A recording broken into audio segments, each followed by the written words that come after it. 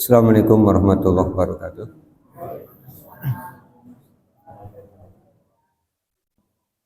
Innal hamdalillah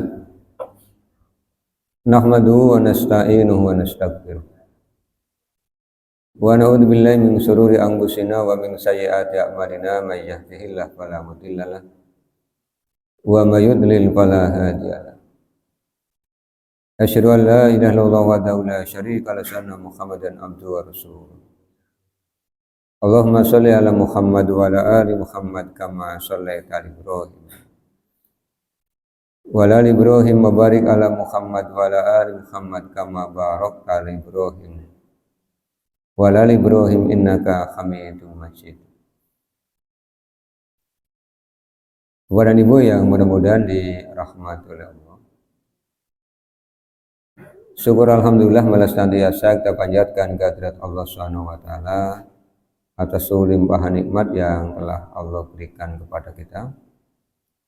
Salawat, salam dan keberkahan kita mohonkan kepada Allah agar senantiasa tercurah kepada Rasulullah Muhammad sallallahu alaihi wasallam dan keluarganya, sebagaimana Allah telah mencurahkan salawat, salam dan keberkahan kepada Nabi Ibrahim alaihissalam dan keluarganya. Di kajian kita sebelumnya, kitab Sahih Al-Bukhari terakhir sampai di bab 31. Bab 31 hadisnya 401. Malam hari ini kita akan mulai dari bab 32. Di bab 32 ini ada 3 hadis yang diketengahkan oleh Imam Al-Bukhari, yaitu 402, 403 dan 404.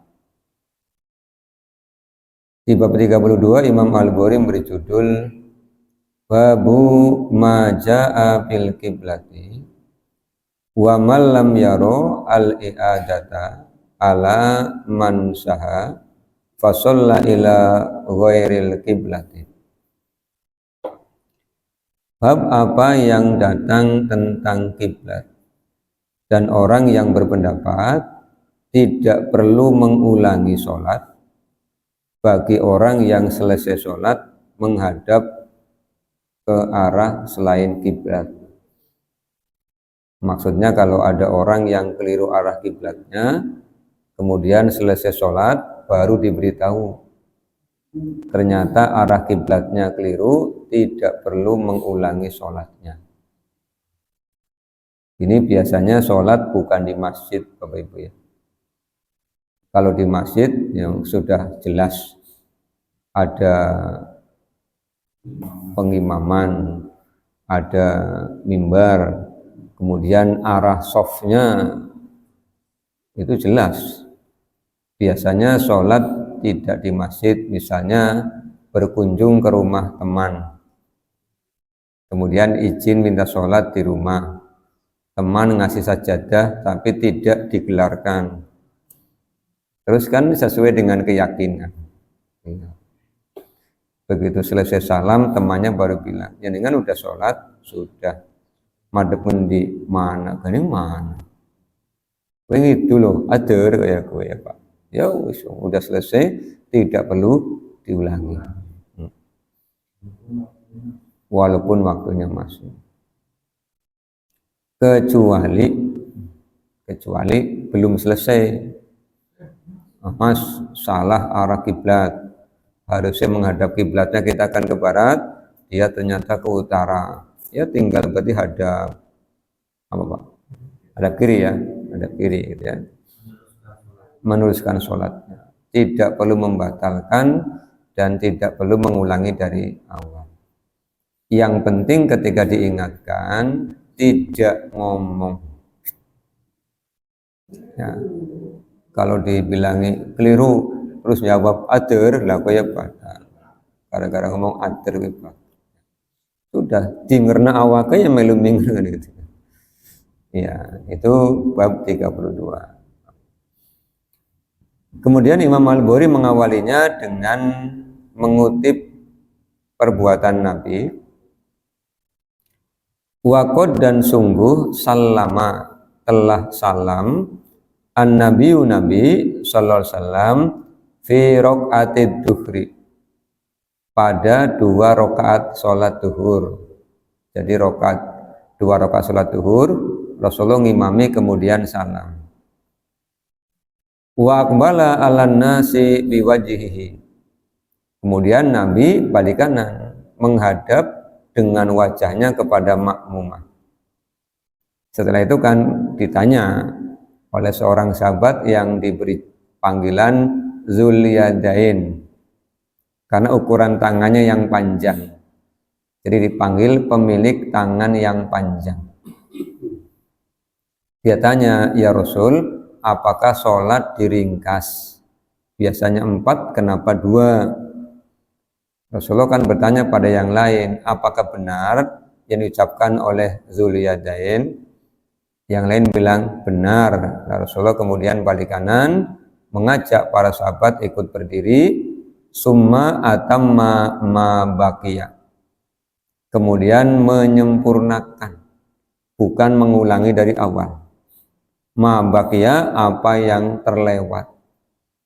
Jadi setelah diingatkan sholatnya ternyata baru 2, takbir lagi, melanjutkan rakaat ketiga, rakaat keempat. Kemudian sebelum salam, summa sajdataini qabla ayusallima, kemudian sujud 2 kali sebelum salam. Sujud sahwi 2 kali ya, sajdataini, tanpa mengulangi dari awal tapi menyempurnakan. Beda halnya kalau kelebihan, ya, nanti ketemu hadisnya. Kalau kelebihan nanti di hadis ke 404 ya. Sekarang kita ke hadisnya 402. Imam Al-Bukhari telah berkata, haddatsana Amr bin Aunin qala haddatsana Husyaimun an Humaidin an Anas bin Malikin qala. Ini yang bercerita adalah sahabat Anas bin Malik. Qala Umar radhiyallahu anhu telah berkata, wafaqtu, berkesesuaian denganku, Robbi Tuhanku, fi salasin, pada 3 perkara. Jadi kata Umar, ada 3 perkara yang aku inginkan sama dengan yang Allah kehendaki. Ini maka Rasulullah SAW itu memuji beliau, Bapak Ibu ya, memuji Umar di hadis berapa ya?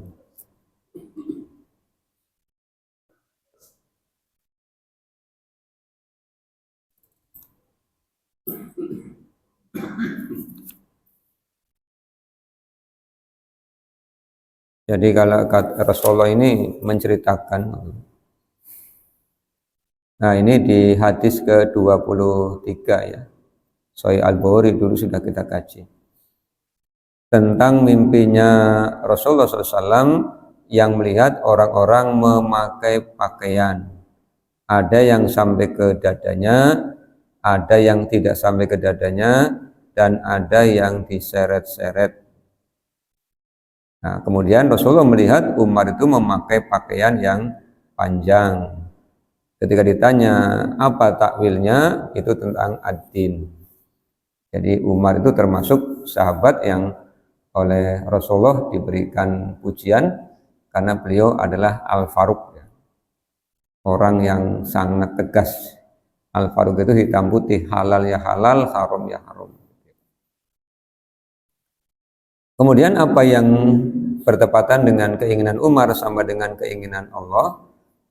Kata Umar, fakultu, aku berkata, ya Rasulullah, wahai Rasul, lau seandainya ittakhadna, kita menjadikan mimmakom Ibrahim musolla, kita menjadikan agar makom Ibrahim sebagai musolla.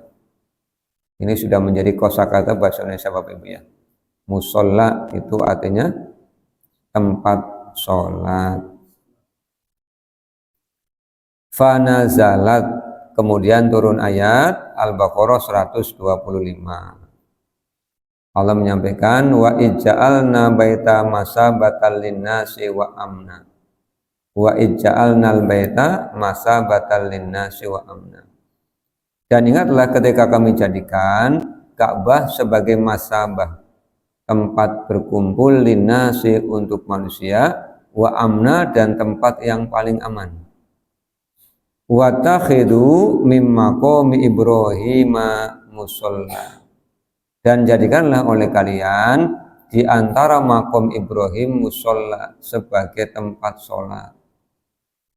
Itu letaknya di sebelah utara Ka'bah. Dan Ka'bah itu bentuknya kubus, Bapak Ibu ya. Kubus. Kemudian pintunya ada di sebelah utara. Kemudian ada tembok melengkung. Nah, di utaranya itu ada yang ditutupi. Nah, itu ada makom Ibrahim, di situ ada Hijr Ismail.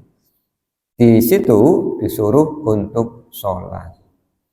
Makanya kata Umar, ini cocok dengan keinginanku, sesuai kerenteknya Umar, disampaikan kepada Rasulullah, kemudian oleh Allah direstui dengan turun Al-Baqarah ayat 125. Kemudian yang kedua, wa ayatul hijab, ayat tentang jilbab. Qultu, aku berkata, ya Rasulullah, lau amarta nisa'aka ayyah tajibna. Seandainya engkau perintahkan istri-istrimu ayyah tajibna, untuk berhijab, untuk mengenakan jilbab. Jadi jilbab itu, Bapak Ibu, bukan budaya Arab. Jilbab itu adalah syariat al-Islam. Sebelum turun ayat tentang jilbab, masyarakat Arab belum mengenakan jilbab. Termasuk istrinya Rasul. Sudah pernah kita kaji di bab tentang wanita yang keluar untuk buang hajat. Dan malam hari istrinya Rasul itu keluar untuk buang hajat, termasuk Saudah binti Jam'ah. Dan Saudah ini seorang wanita yang tinggi, sehingga Umar langsung mengatakan, ya Saudah, wahai Saudah, aku mengenalimu. Kemudian Umar usul para Rasul agar istri-istrinya Rasul diperintahkan mengenakan hijab. Kenapa? Umar beralasan begini, fa'innahu, maka sesungguhnya yukallimuhunna al-barru wal fajiru. Kadangkala ada orang yang mengajaknya berbicara, laki-laki, dan laki-laki itu ada yang al-barru, yang baik, ada yang wal fajiru, ada yang fajir. Fajir itu buruk, lawannya al-barru, baru baik, al-fajiru buruk. Buruk hatinya, buruk niatnya, maka dijagani dengan berhijab. Fanazalat ayatul hijabi, kemudian turunlah ayat tentang hijab. Ini ada di Al-Ahzab, kemudian ada di An-Nur. Sudah dua ya. Tadi kan kata Umar ada tiga. Wajtama'a nisa'un nabiyyi, dan telah berkumpul istri-istrinya Nabi fil ghairati, karena cemburu. Jadi cemburu itu bagian dari sifat manusia. Jadi kalau bapak-bapak istrinya cemburu, itu berarti masih manusia. Iya, karena ini sifatnya manusia. Kalau istri tidak cemburu, berarti patut dipertanyakan. Jangan-jangan selama ini bukan menikahi manusia, tapi menikahi masa jin katanya. Robot berarti ya. Sekarang ini kan orang sudah canggih, bisa bikin robot yang seperti manusia, Pak. Fil ghairah, ya, karena cemburu. Cemburu kepada siapa? Zainab binti Jahsy. Ibunda Aisyah cemburu, Hafsah juga cemburu. Ya. Akhirnya mereka kemudian bersepakat untuk menyampaikan pada Rasul ya tentang mughafir. Jadi Rasulullah SAW kalau pulang dari rumahnya Zainab biasanya diberi minum madu.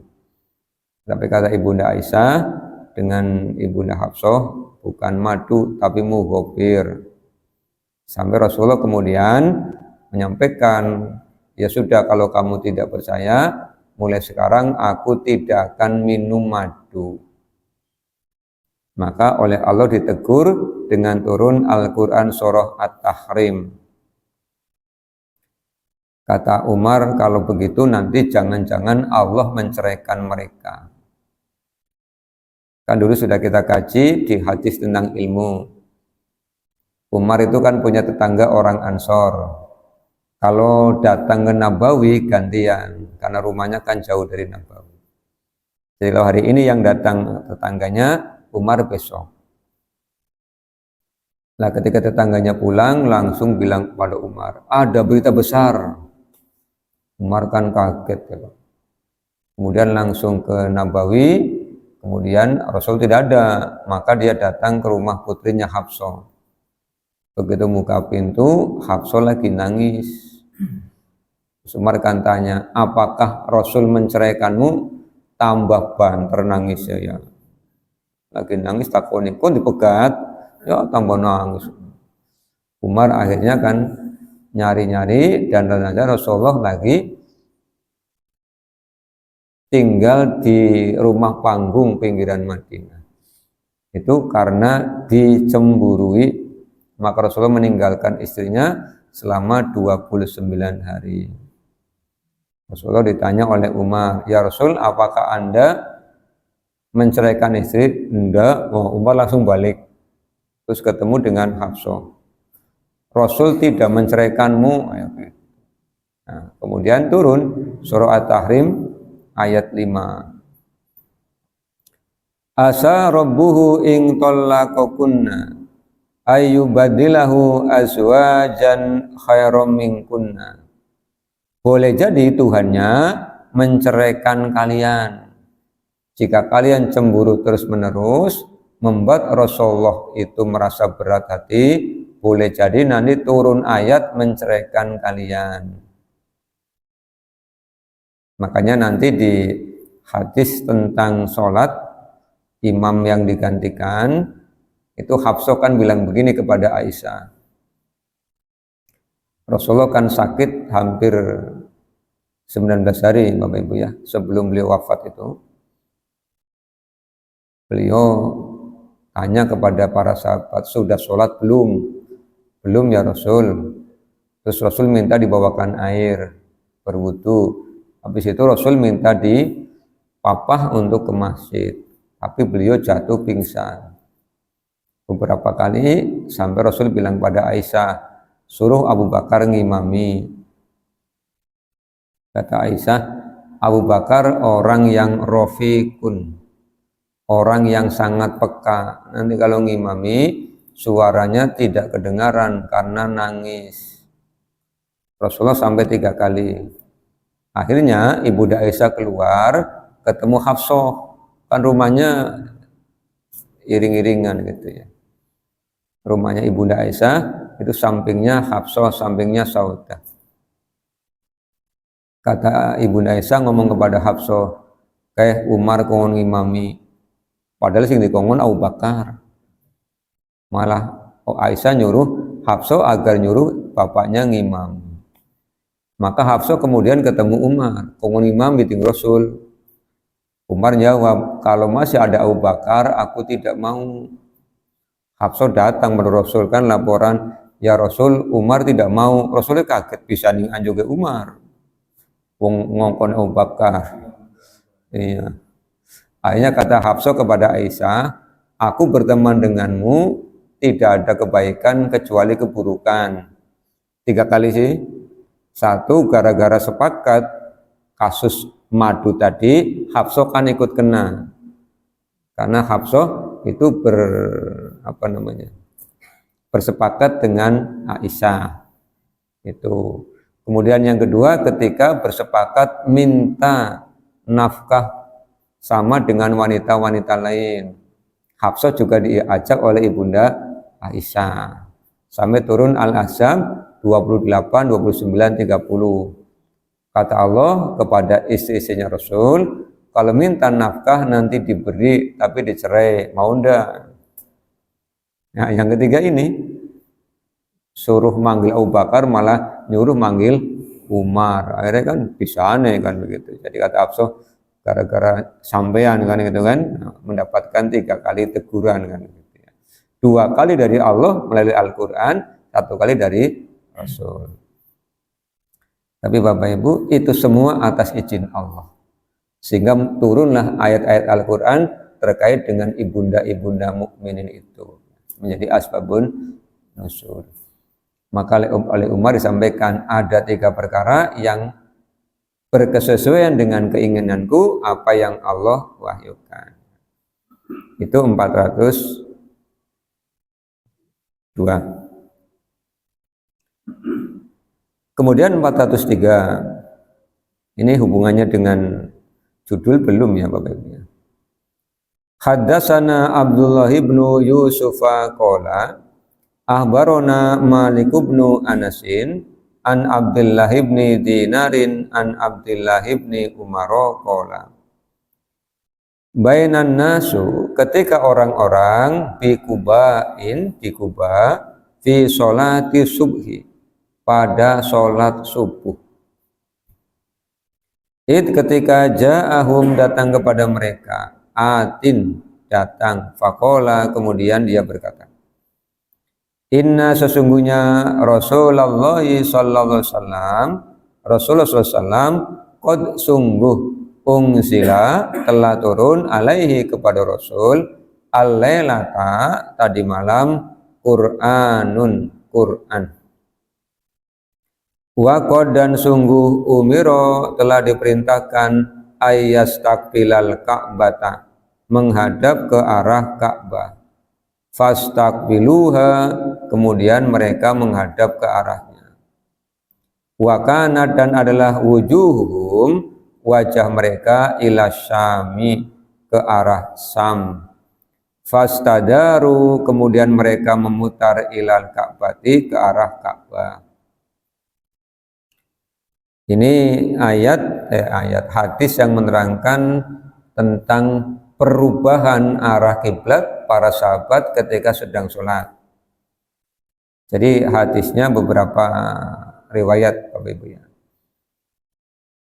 Ada yang menjelaskan hadisnya turun sebelum sholat asar. Maka begitu sholat asar, Rasulullah menghadap ke arah Ka'bah. Setelah menghadap ke arah Baitul Maqdis selama 16 atau 17 bulan. Kan kalau habis selesai sholat, Rasulullah menghadapkan wajahnya ke langit. Itu ada di Al-Baqarah juz 2 ya, ayat nomor 3, di juz 2 ayat nomor 3. Kata Allah kan, qad naro taqalluba wajhika fis sama'i falanuwalliyannaka qiblatan tardoha. Sungguh kami tahu engkau bolak-balik menghadapkan wajahmu ke langit. Jadi kalau habis ngimami, Rasulullah mesti dengar Pak. Nunggu apa sih? Nunggu perintah menghadap ke arah Ka'bah. Menghadap ke arah Baitul Maqdis sejak kapan? Sejak menjadi Nabi dan Rasul. Tapi ketika masih di Makkah, Rasulullah kan bisa sholat di sebelah selatan Ka'bah. Jadi meskipun menghadap ke arah Baitul Maqdis, di depannya kan Ka'bah. Begitu hijrah di Madinah, kan tidak bisa. Wong Makkah itu di sebelah selatan Madinah, sementara Baitul Maqdis di negeri Syam, yang sekarang masuk wilayah Palestina itu kan sebelah utara Madinah. Jadi sholatnya madhab ke utara kan. Ka'bahnya diungguri. Makanya kalau salam ya nengok ke langit. Allah tahu. Maka sebelum asar turun ayat fawalli wajhaka satrul masjidil haram.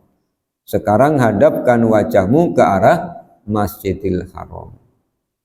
Kenapa tidak menyebut Ka'bah? Karena Ka'bah ada dalam Masjidil Haram. Rasulullah, maka asar sholat menghadap ke arah Masjidil Haram.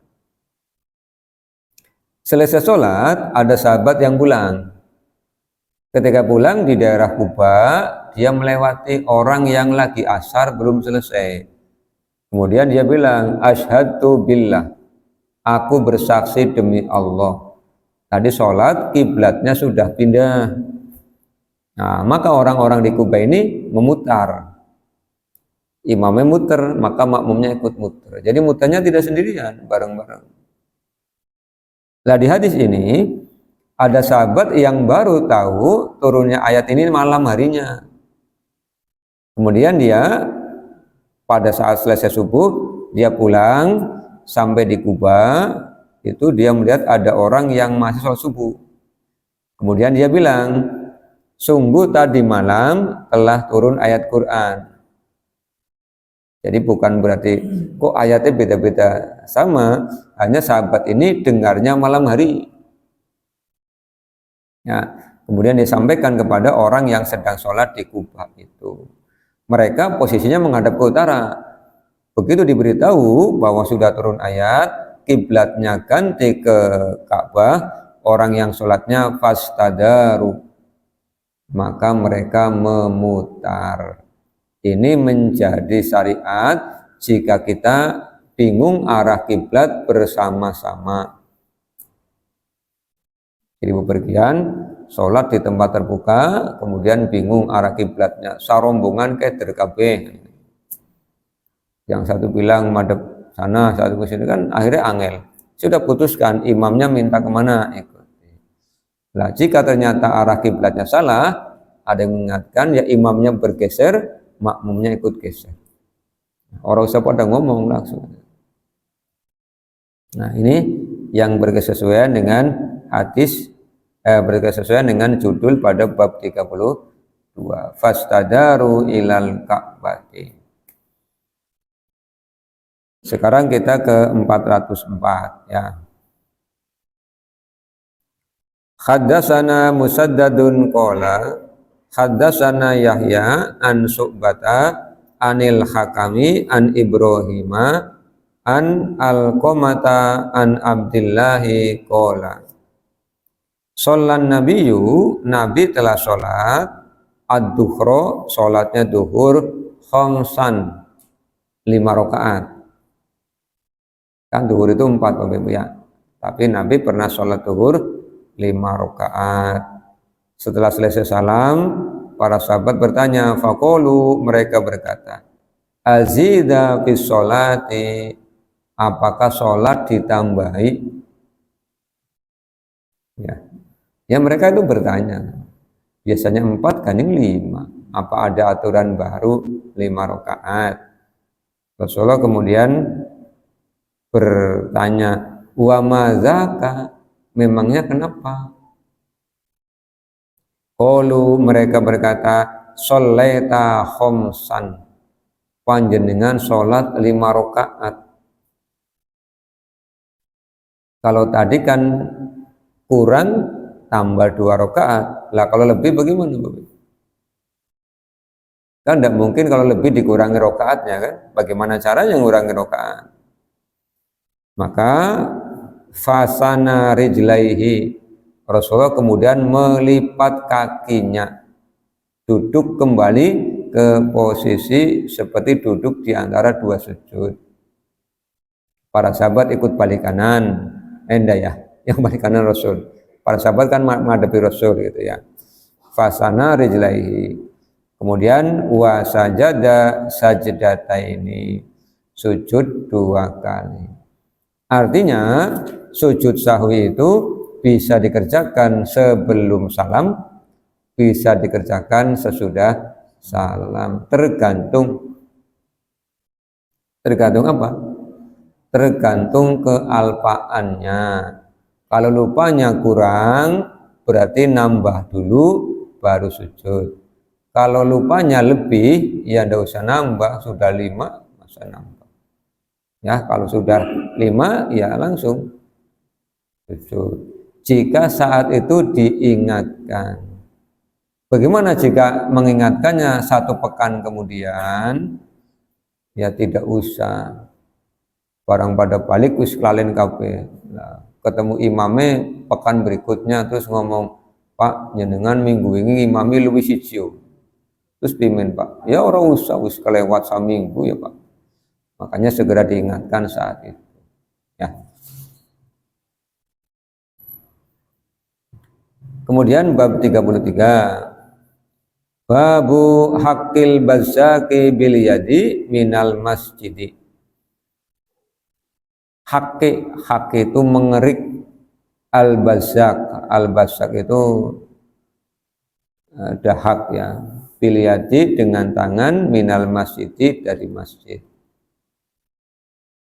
405. Haddatsana Qutaibatu qala haddatsana Ismail bin Ja'farin an Humaidin an Anasin anna nabiyya sallallahu alaihi wasallam ra'a nukhamatan. Jadi bahasa Arabnya dahak itu bisa al-bazak, bisa nukhamah. Rasulullah melihat nukhamah dahak fil kiblati di arah kiblat. Fasaqqa dzalika alaihi, yang demikian itu mengganggu hatta sehingga ru'ya nampak fi wajihi dari wajahnya. Jadi Rasulullah tidak berkenan pisane anak. Tahu dahak ya Pak? Bahasa Jawanya apa sih? Hah? Riak. Masa riak? Riak tangger koek kan orangnya riak. Koek riak. Bahasa kampung saya itu jeligrah itu namanya dahak. Hah? Nembe krungu Mas? Oh, nembe krungu ya. Jeligrah.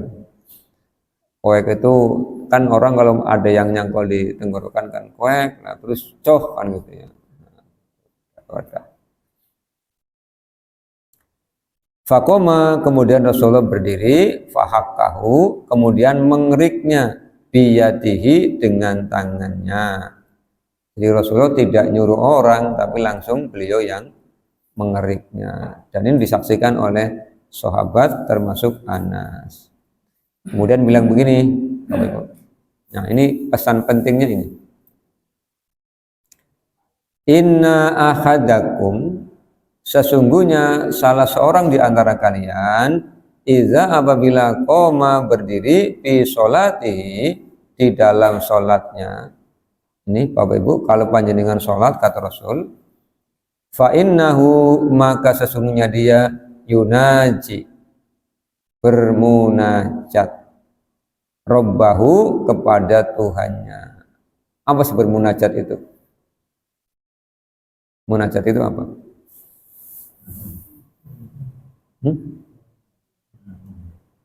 Coba googling munajat itu artinya apa? Munajat itu bisa artinya berdoa, bisa artinya bermohon, bisa artinya berkomunikasi. Nah, jadi orang yang sedang sholat itu orang yang sedang berkomunikasi dengan Allah. Antara dia, kata Rasulullah, au inna robbahu wa bainahu wa bainal kiblati. Antara orang yang sholat dengan kiblat itu ada Allah. Jadi Bapak Ibu rasakan ketika kita sholat itu di hadapan kita ada Allah. Maka Rasulullah berpesan, fala yabzuqanna ahadukum qibala qiblatihi. Maka janganlah salah seorang di antara kalian yabzuqanna, membuang dahak ke arah kiblat, karena di situ ada Allah. Nah, kalau membuang kemana? Walakin akan tetapi an yasarihi, ke arah sebelah kiri, au tahta qodamaihi, atau ke bawah kakinya. Summa kemudian akhoda torofa ridaihi. Ya, kemudian Rasulullah SAW itu mempraktekkan mengambil ujung pakaiannya. Jadi misalnya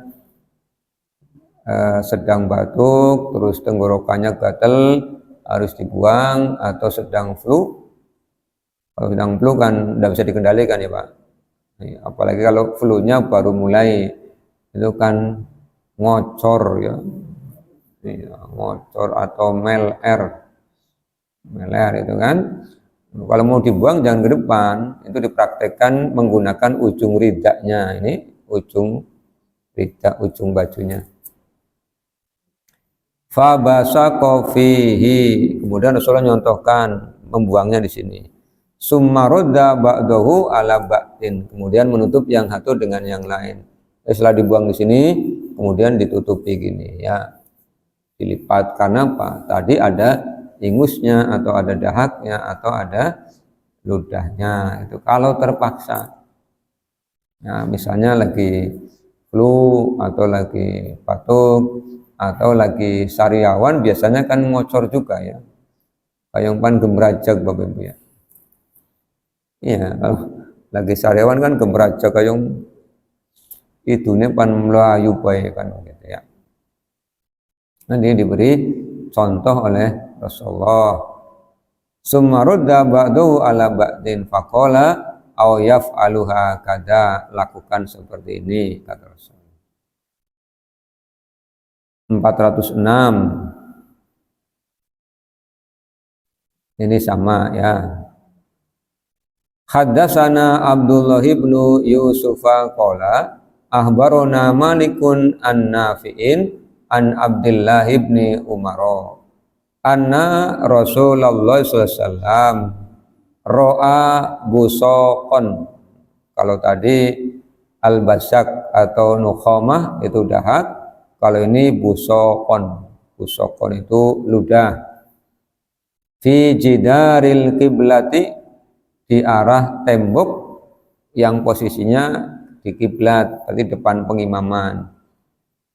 Fahakkahu, kemudian Nabi mengeriknya. Summa, kemudian akbala alan nasi, menghadap ke orang-orang. Faqala, kemudian beliau bersabda, idza kana ahadukum yusalli fala yabsuku qibala wajhi, apabila salah seorang di antara kalian sholat, jangan meludah ke arah depan. Apa alasannya? Fa innallaha qibala wajhi idza shalla, karena ketika sholat Allah itu berada di depan orang yang sholat. Kalau sadar begini lagi sholat, di hadapannya ada Allah, ya sholatnya temenanan Pak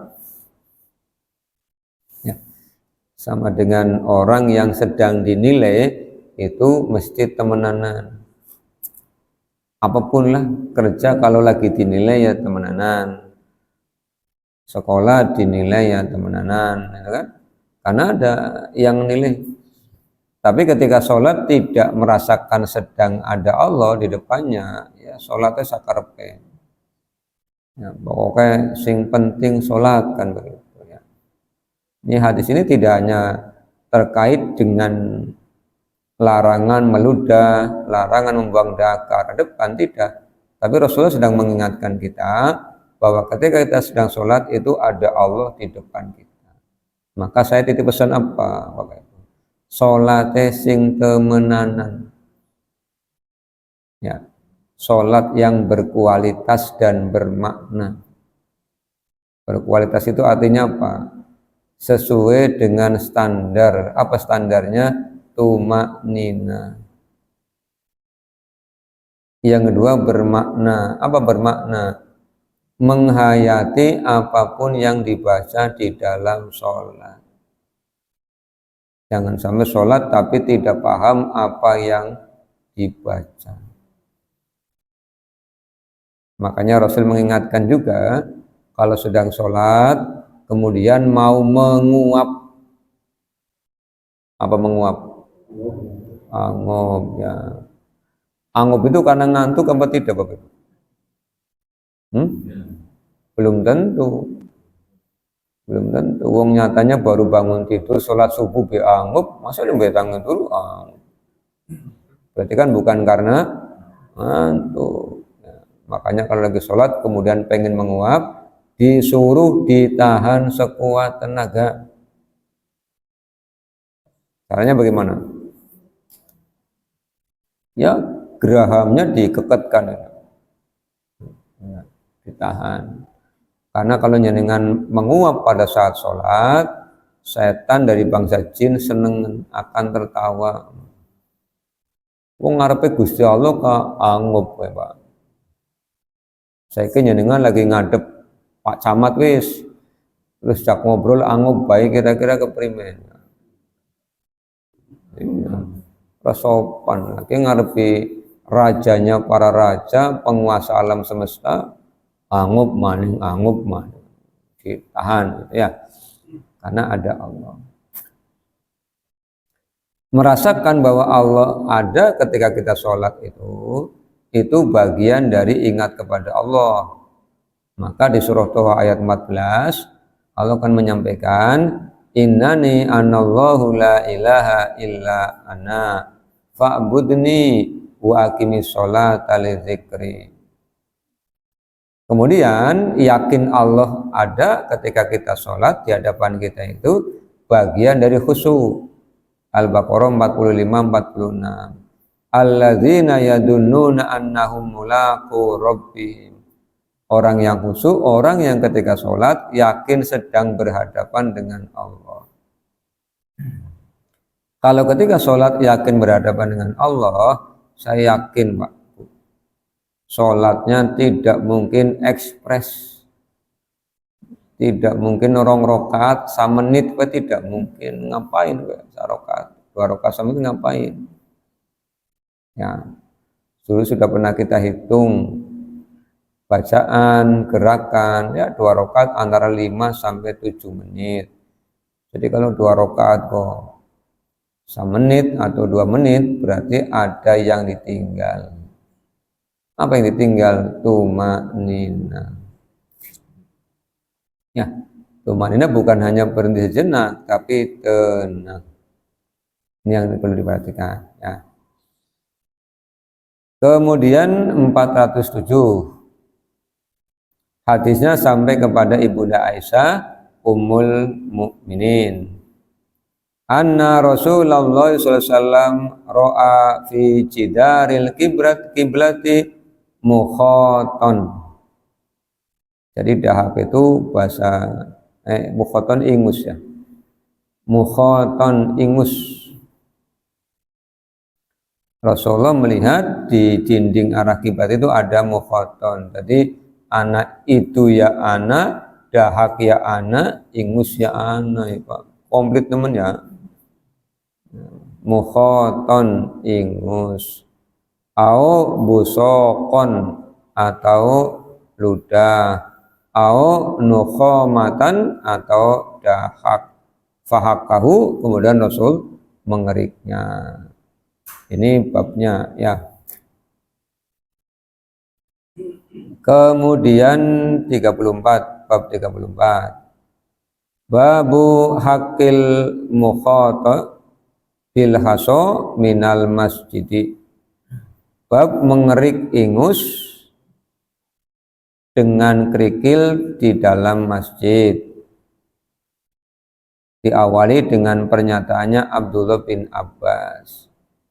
Wa qala Ibnu Abbasin, Ibnu Abbas telah berkata, in jika watikta ala qadari rotbin, watikta engkau mendapati ala qadarin atas kotoran rotbin yang basah, fagsilhu maka cucilah, wa ingkana yabisan jika kering fala maka tidak usah cuci, cukup dikerik.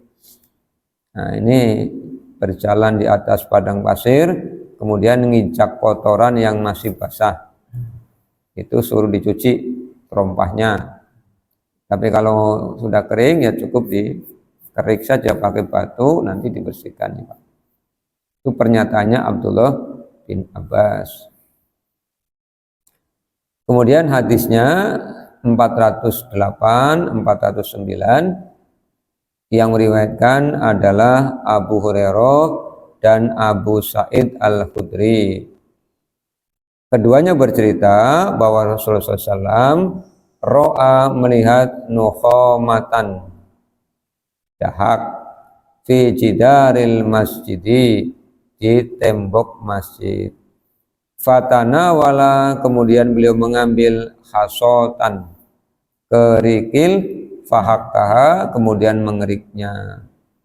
Faqala kemudian Rasulullah bersabda, "Idza apabila tanakhama ahadukum." Salah seorang di antara kalian mengeluarkan dahak ya. Fala yatanakhamanna qibala wajhi. Tadi riak tadi ya. Maka janganlah riak ke arah depannya. Wala an yaminihi dan jangan ke arah kanannya. Wal yabsuk ayyasarihi aw tahta qadamihil yusra. Kalau terpaksa ya ke arah kiri atau di bawah kaki kiri. Ya kalau sekarang tuh masjidnya pakai karpet ya, itu nih karpet gak nyami ya Pak. Jadi ini pimpin. Ya ngesak sapu tangan. Kalau tidak, ya nggawa anduk ya. Anduk cilik aja anduk gede. Sholat gawa anduk gede ya jadi perkara mana. Takoni panatus apa pimen gitu ya. Pakai awak anduk kecil. Jadi kalau batuk ya bersihkan dulu nanti. Biasanya anduk kecil itu kan yang dikalungkan di leher sih Pak. Kayak orang-orang yang kalau pagi-pagi jogging itu kan kalungan anduk cilik-cilik. Kalau dalam keadaan seperti itu. Atau mau bawa tisu ya boleh. Tapi kalau flu-nya lagi berat, kayak tisunya sing ora nyandap, rembes mana ini. Ya silakanlah dipikirkan sendiri Pak. Ya, solusinya kan begitu ya. Panjenengan mengetahui keadaan sendiri. 35.